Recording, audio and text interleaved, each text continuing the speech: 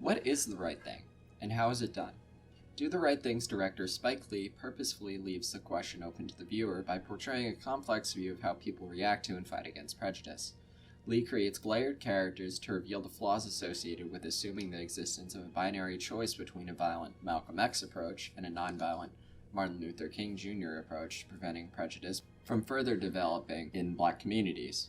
Lee asks the viewer to confront their own prejudices by showing characters at their most emotional and most prone to prejudice, symbolized by the heat of the day on which the film takes place.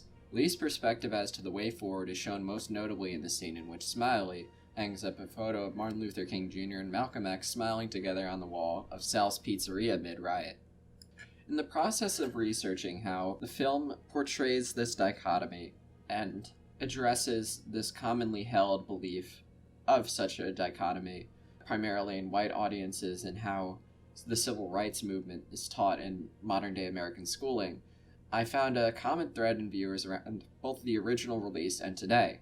Many white viewers are unable to reconcile with the idea that the character of Sal is racist and understand his role in perpetuating the prejudice in the neighborhood beyond his reaction to Radio Raheem and bugging out visiting the pizzeria to loudly protest, which some view as a justified provoked reaction. For example, here's a comment from a video from Crash Course describing the plot of the film, offering their own interpretation of the film as part of a film criticism YouTube series on historically important films.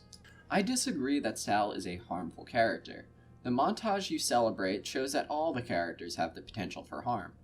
He only does 3 wrong things. He refuses to put non-Italians on his wall, which was his prerogative. He flirts with Mookie's sister, which Lee suggests is inappropriate for reasons he explores more completely in Jungle Fever.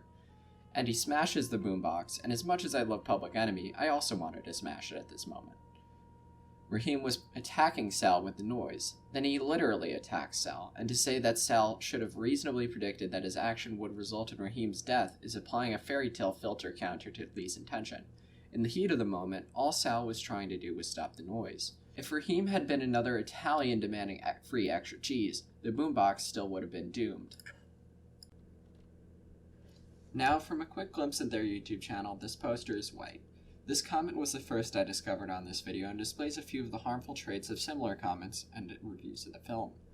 The first of these traits is the lack of acknowledging Sal's culpability in racializing the interactions he has with the Bed-Stuy community, and the lack of acknowledgement of his role in stoking the racial tension in the neighborhood.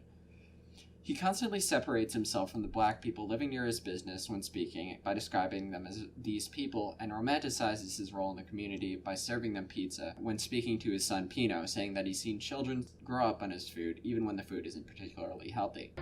I never had no trouble with these people. I sat in this one day. I watched these little kids get old. And I seen the old people get older. Yeah, sure, some of them don't like us, but most of them do. I mean, for Christ's sake, Pino, they grew up on my food. On my food. And I'm very proud of that. Well, you may think it's funny, but I'm very proud of that. On page 15 of the script, Sal nearly approaches Buggin' Out with a baseball bat he keeps behind the counter after Buggin' Out's initial request for Sal to place pictures of Black heroes, brothers as he calls them, on the pizzeria's wall, and also judgingly calls Black people brothers after this request. You want brothers on the wall? Get your own place. You can do what you want to do. You can put your brothers and uncles and nieces and nephews, your stepfather, stepmother, whoever you want, you see?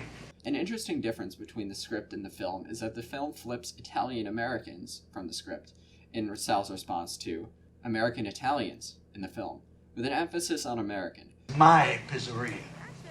American Italians on the wall only. Emphasizing the biases of Sal's character and not recognizing Black Americans as Americans.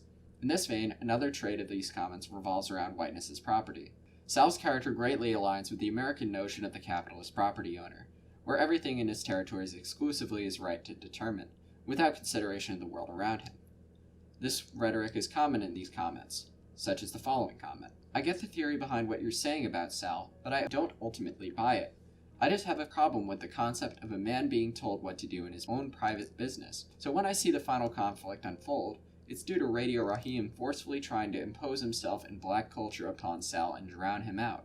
It's just a bit of a head-scratcher to me, as to how we're supposed to view Sal as this bad person at the end of it when the same argument can be made for half the characters.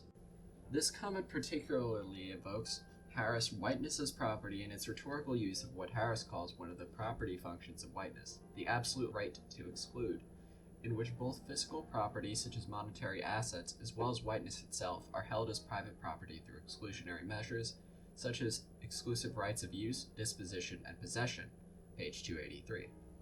Whiteness is both a property in an economic sense and a means of holding property, emphasized by the police's killing of Radio Raheem in the film.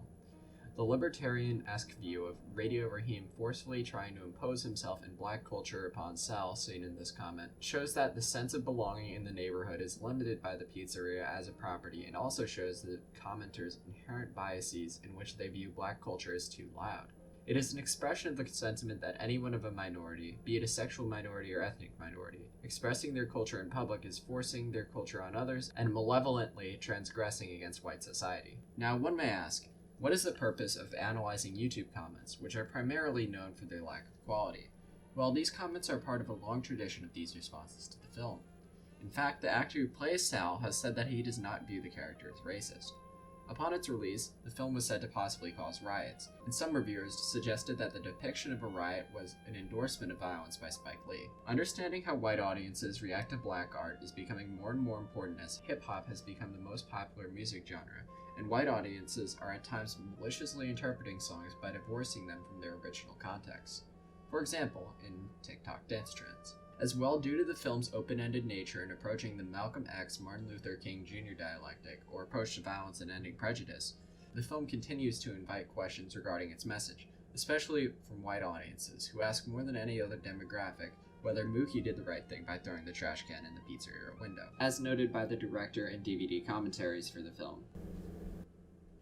In this manner, these comments are in conversation with the film and its criticism, as well as the biases of the commenter, which the film encourages examining, mostly through its approach in making Sal a somewhat sympathetic character to a white viewer, who speaks in microaggressions to other viewers.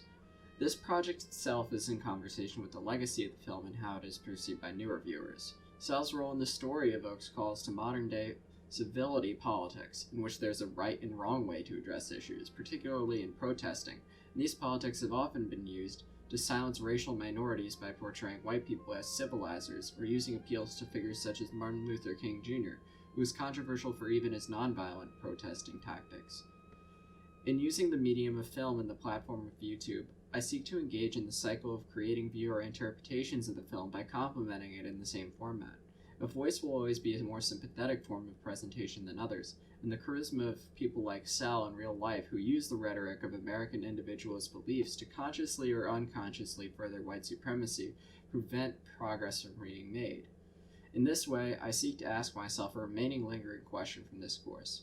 What is the right thing and how can I do it? What can I do to fight against prejudice, and how can I invite others to question their own beliefs? This video serves as a tool for doing so by opening up the conversation to the public beyond the classroom. The right thing will not be found using notions of civility or property rights to uphold the connectedness of capitalism and racial oppression. In the process of both watching the film and writing about it, I've discovered that the power of image and film to invite these questions is incredibly strong. Maybe by talking to others with film as a backdrop, we can begin to forge a solution not through the isolation of personally curated social media, but through interpersonal connection. The right thing can only be found collectively.